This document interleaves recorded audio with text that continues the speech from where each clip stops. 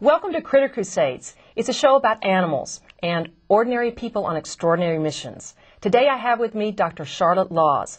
She's an animal activist, author whose work has been seen in many national papers, and I'll ask her a little bit more about herself right now. Hi, Charlotte. Thank you for joining us. Thank you for having me. Tell me a little bit more about yourself and how you became an animal activist and who you are.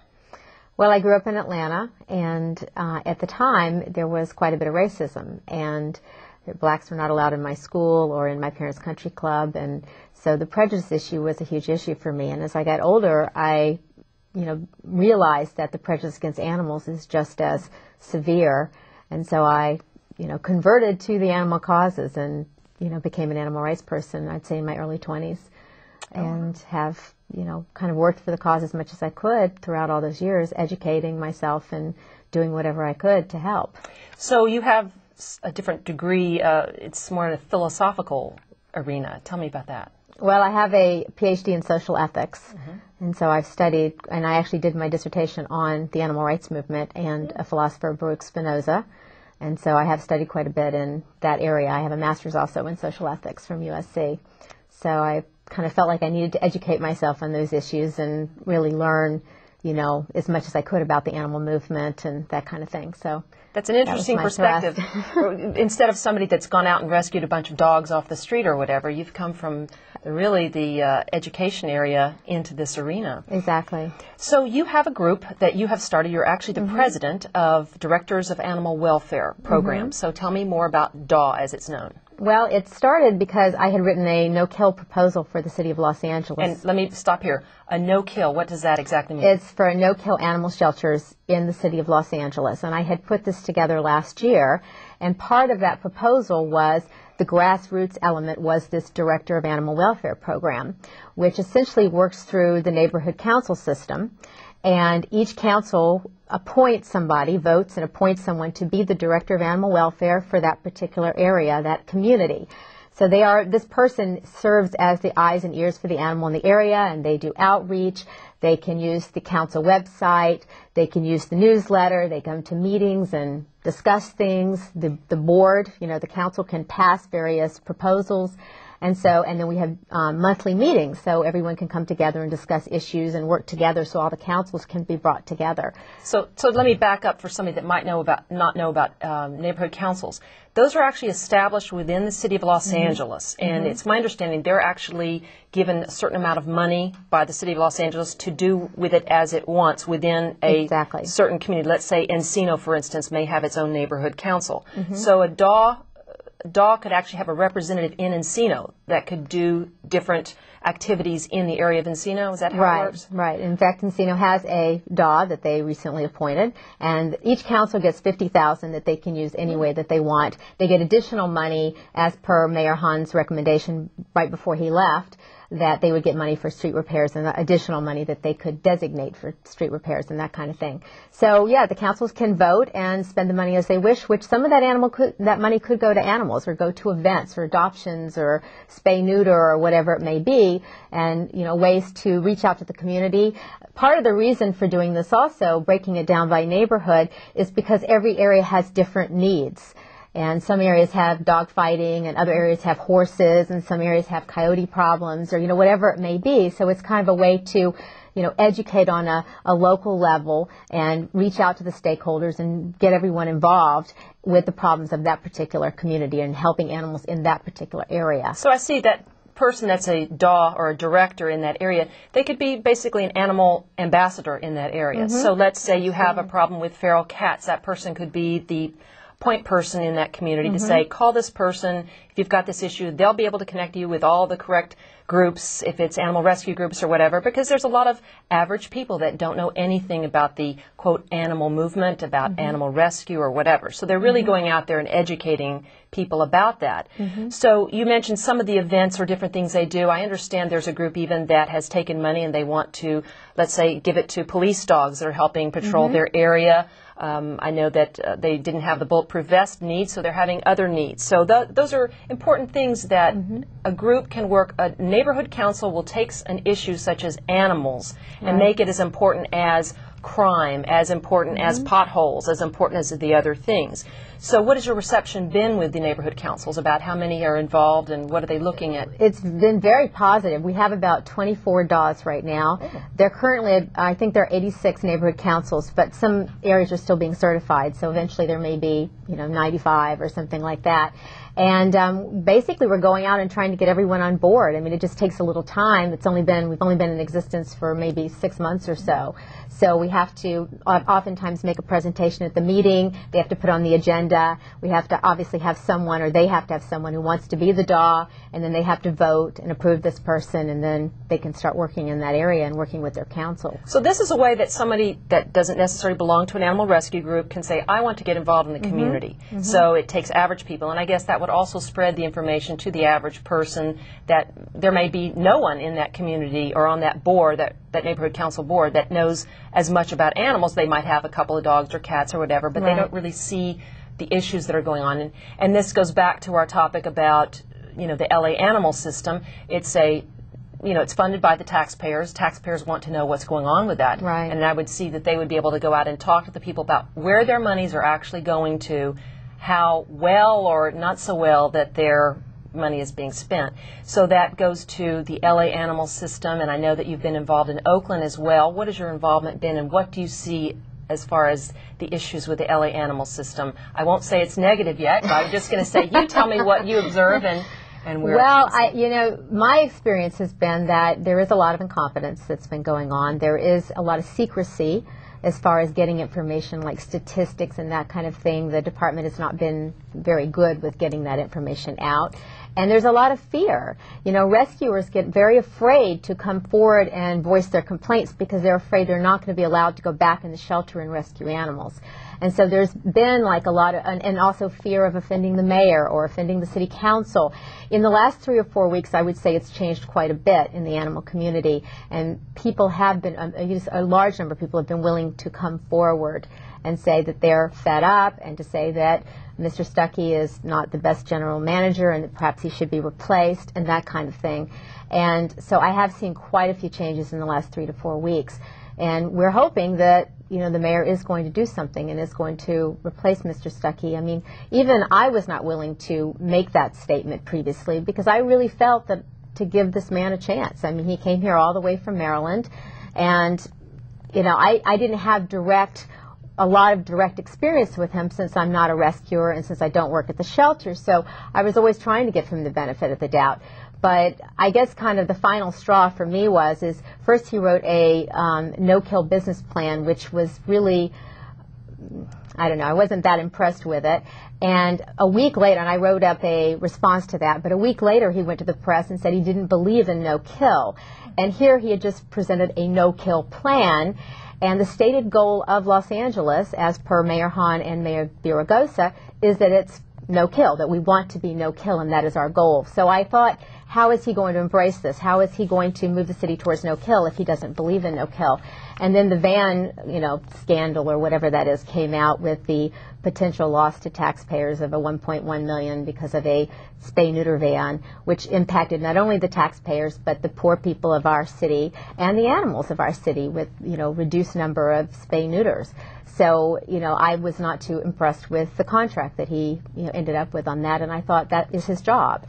Well, I know you've been talking about it in your article, Mayor Villaraigosa and the Truth About Cats and Dogs, and I know the mayor himself has been having a few problems. Let's see, front page, I think that's pretty much the boldest type on that page. It's Mayor's Animal Problem, and I think it's hitting the mainstream. It's not just the articles. And I know that there's a lot of fiscal issues. I know there's an issue of rendering. It's a very big, huge business. I was speaking with someone that's running for a political position. He said they even have their own trade magazines and associations for the rendering issues, and dogs and cats comprise a huge amount of product that is rendered, meaning ground down with other animals and put into meal for even feeding chickens, feeding cows, everything, and they're wondering about the mad cow issue. And then also that goes to what you were discussing, which is the no-kill system. It's everybody's coming out with different ideas. I know there was a gentleman, Nathan Winograd, that was here, who has actually been active in actually turning San Francisco and Tompkins County in New York to no-kill successfully, and it was fiscally responsible. It was causing a change for the taxpayers. And if people aren't even involved as an animal activist, that's something they can look at. Where are my tax dollars going? What can benefit? And this is a big issue. So in your plan, I know that you've got a plan that you've come up with. Other people have been writing plans and been putting that out across the internet and in papers. There's also an issue of protesting. How effective, or I know, I covered a protest the other day. There's groups that are very radical. There's groups that are not as radical. What is your viewpoint on the efforts of protesters and how that can make a difference? Well, I actually believe that the group ADLLA is really one of the main reasons that Mayor Hahn is no longer the mayor. I think they made a huge impact on that whole election. And what does that stand for, ADL? Animal Defense League Los Angeles, and that's a protest organization.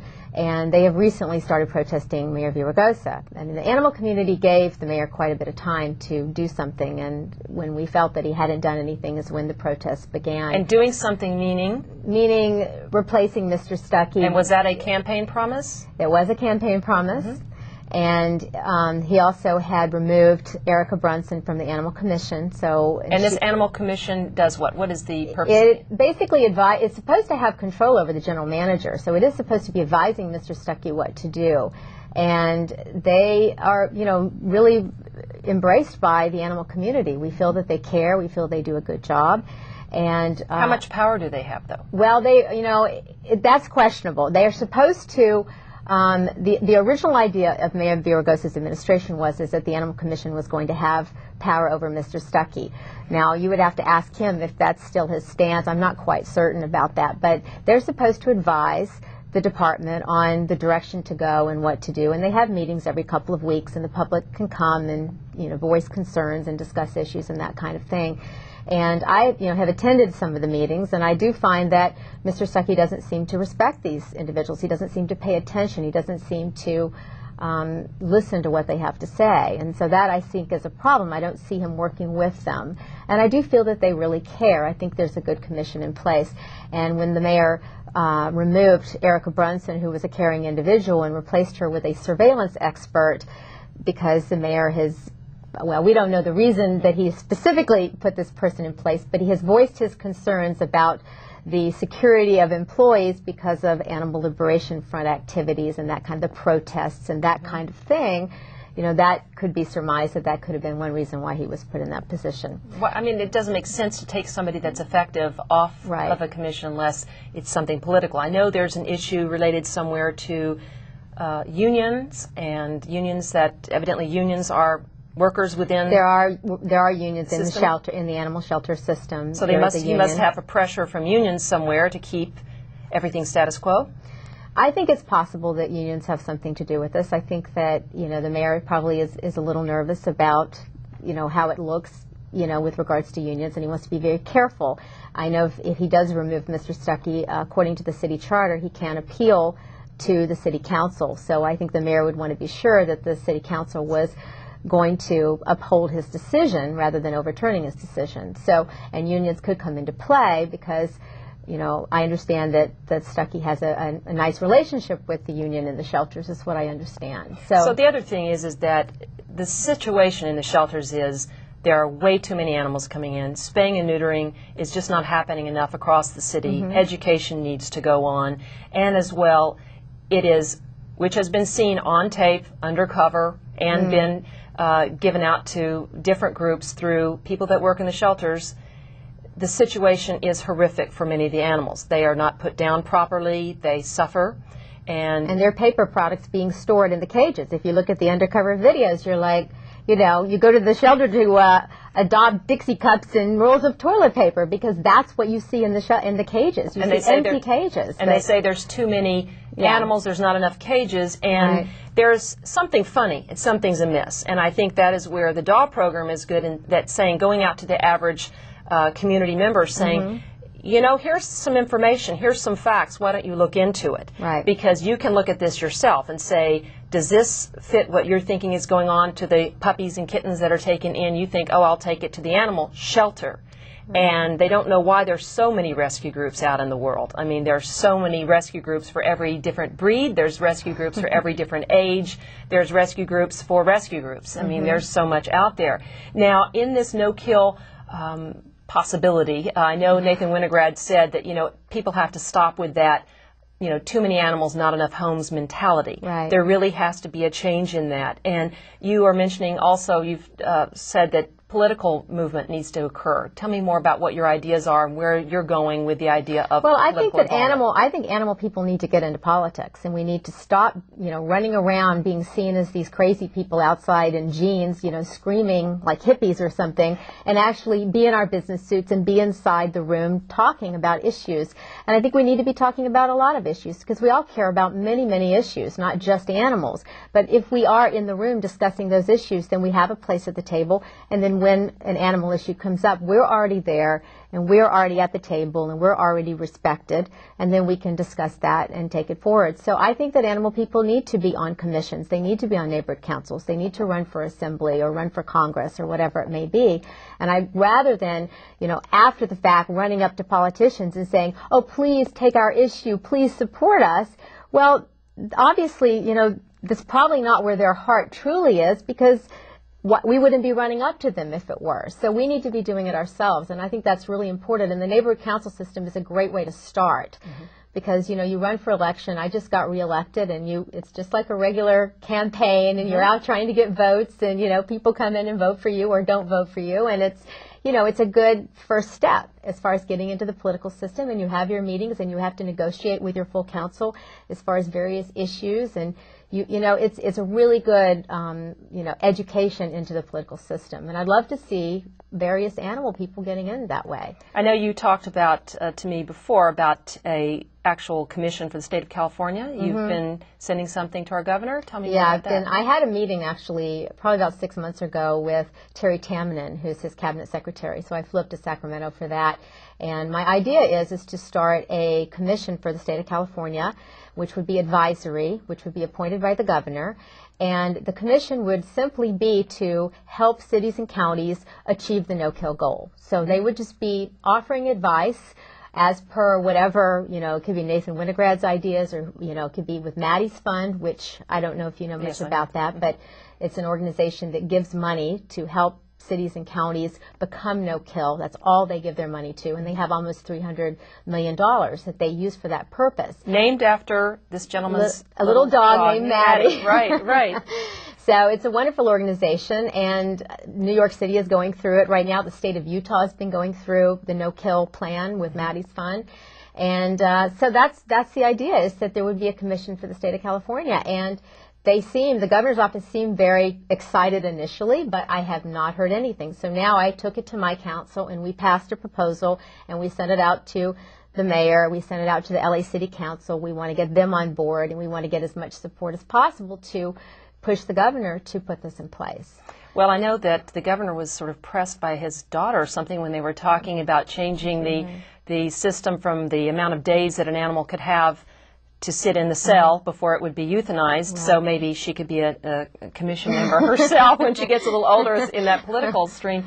And what is your passion? What drives you to do this? I mean, you are obviously a working woman, a mother. Tell me a little bit more about yourself and what drives you. Well, I think I really care about those who are oppressed. I mean, I think, as I said, that's kind of how it all started. It's the voiceless, the oppressed, and that's how it all started with me. So I really feel, what goes on. I mean, to me, it's just horrible. And this, the shelter issue is such a mainstream issue. I mean, there's so many other issues that, for animals, and torture and all the things that they face every single day. But this is so mainstream. So it's something that everybody can, as a first step, that everybody can just, hold on to. But I just want to make a difference. I mean, I know it sounds really cliche, but no, it doesn't. And I really want to do what I can to help. And I really feel that in the animal community, we all have our own roles. Some of us are protesters, and some of us are writers, and some of us are in the academic world, and some of us are in politics, or whatever it may be. And I think that that's what's really important, is that we have our own roles, and we all work together towards the same goal. And I see that happening much more now in the animal community than in the past. There was a lot of infighting in the past, but now we're really coming together. Just in the last 3 or 4 weeks, I see a huge difference. And that's what is putting the pressure on the mayor's office and on Animal Services Department, is this pressure from the fact that we're unified. I think that is one of the main points that Nathan Winograd had said, is that this movement is unified. He said it's not if LA Animal Services will become no-kill, it's when. Yeah. And that movement really is going forward now. And it really is about the fiscal responsibility that goes along with the caring and compassionate component of that as well, because the two have to come together. It is a government agency, the city agency. It's something that we have to look at as taxpayers. It's ineffective. It's broken. It doesn't work. And there's death involved. Right. If people could see undercover videos, I know we've both seen them, of the mass amounts of deaths and just the way the handling of the animals. People used to think, oh, well, I have to put little Muffy down and take it to the pound to be put down. They didn't even know what would occur. Yeah. They wouldn't know that it would go and be not even put down properly, thrown into food for other animals. And I know other people are really starting to listen. Again, like articles in the paper, articles that they're reading. The internet has been so effective. And I know you have a website now, and that everybody uses their method the best way. And I think what you're doing, going out into the community, everybody has a stepping stone to go out there. Now, what would be your position, or where do you want to see yourself 10 years from now with this?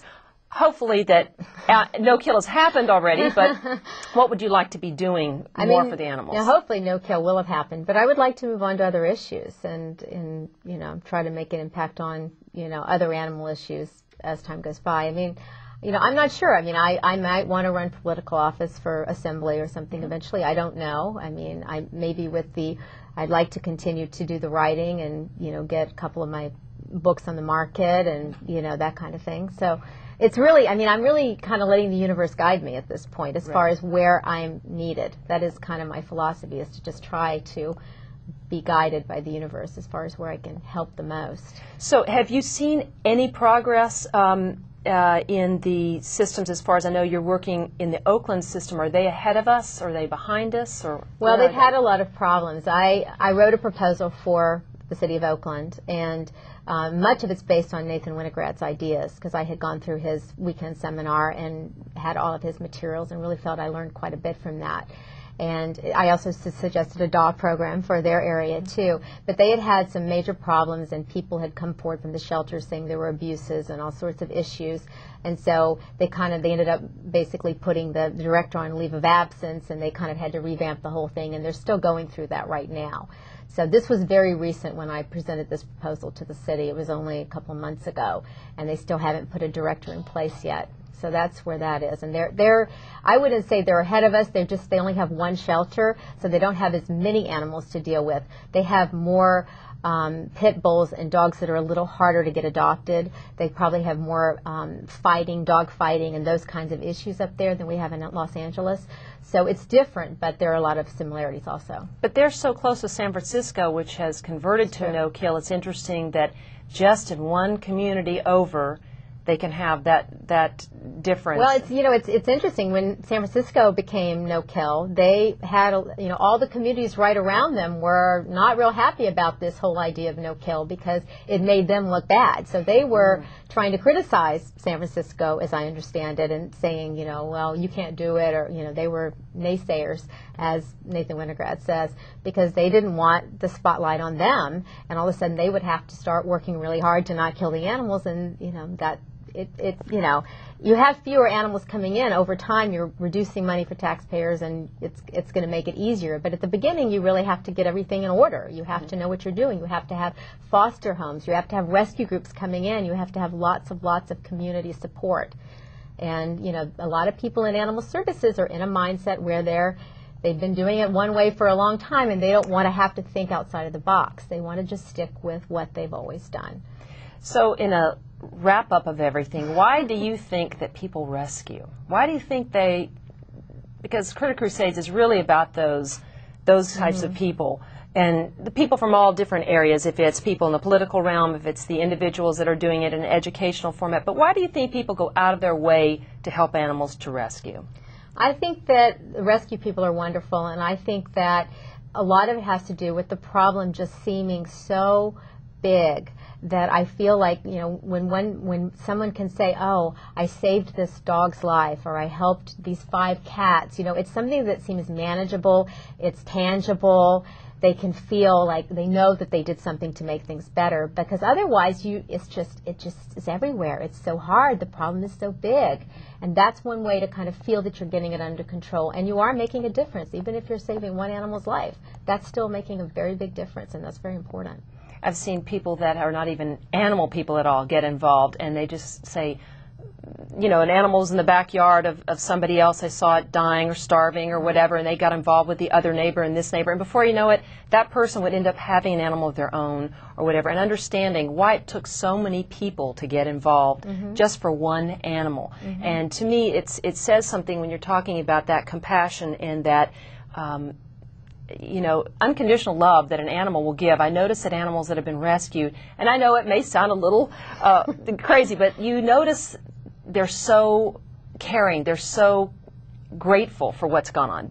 You can tell they're just like desperate to hug and love on you, sit in your lap or whatever, and it's that thing. They know there is a communication between the human and the non-human, and they are sentient beings, and we have to be considerate of that. This has been a wonderful time talking to you, and thank you so much for all the work that you do, and I know that we're going to be seeing a lot more of you everywhere, and I want to read more of your articles and have more people get involved with the dog group, so I think it's going to be very effective. Well, so thank you for coming, and thank you for joining us on Critter Crusades. It's going to be the show that keeps continuing to talk about extraordinary people. They are extraordinary, but they're just ordinary. Thank you for joining us.